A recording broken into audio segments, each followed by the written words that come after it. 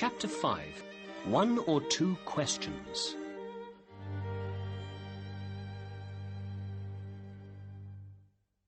When we arrived at 221B Baker Street, we got out of the cab and went in.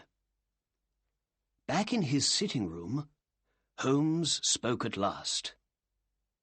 "Please sit down, Mr. Ryder. Now, where were we? Ah, yes. You want to know what happened to those 24 geese. Or perhaps what happened to one of those geese. You are interested in only one bird, I think. A white goose with a black tail." "Oh, sir," Ryder said excitedly. "Where did that bird go to?" "It came here. And it was a most interesting bird. We found something in it after it died.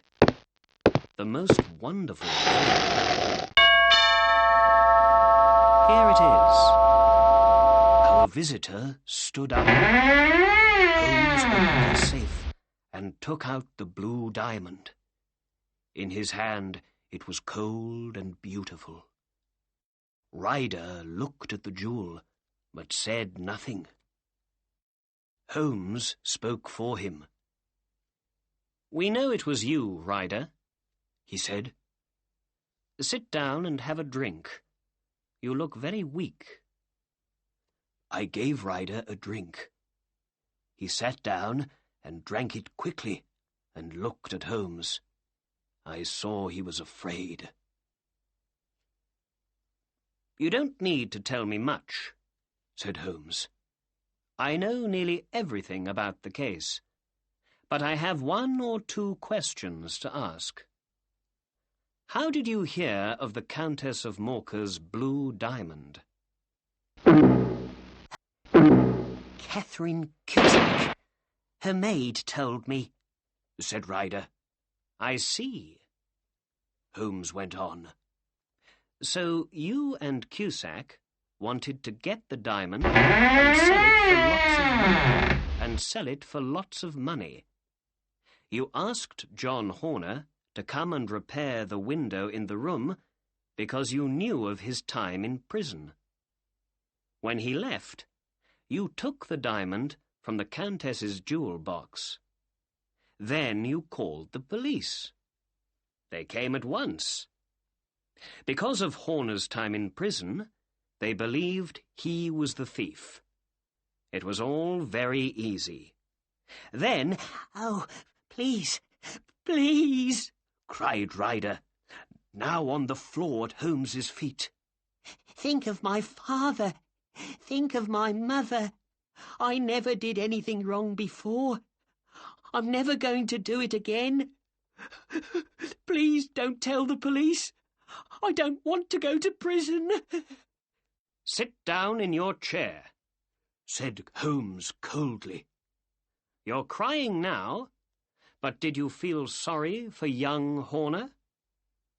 He knew nothing of this crime, but the police believed he was a diamond thief, and so he went to court, and he is now going to prison, all because of you." "I can leave the country, Mr. Holmes. Then, when I don't go to court, Horner can leave prison." "We can see about that later," said Holmes. "But now, please tell me, Mr. Ryder, how did the diamond get loose? And how did the goose get into a shop? And please tell the truth." Ryder began.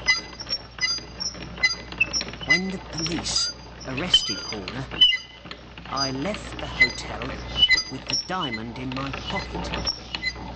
I didn't want to stay at the Cosmopolitan, not with the police everywhere, looking at everything. So I went to my sister's house in South London. She lives in Brixton Road with her husband, Mr. Oakshott. I saw lots of police officers on my way there, and when I got to Brixton Road, I was very afraid. "What's the matter?" my sister asked.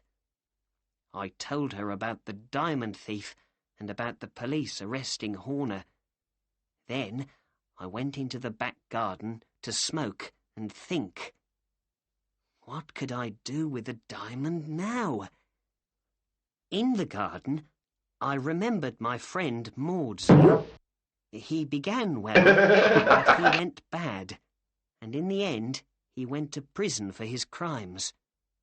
Perhaps he knows about selling diamonds, I thought. So I decided to visit him at his home in Kilburn in North London. But how can I walk across London with the diamond? I thought. I can't have it in my pocket, not with all those police officers in the streets. Then I looked down at the geese in the garden, and I thought of something. I knew one of those geese was for me, for my Christmas dinner. So I decided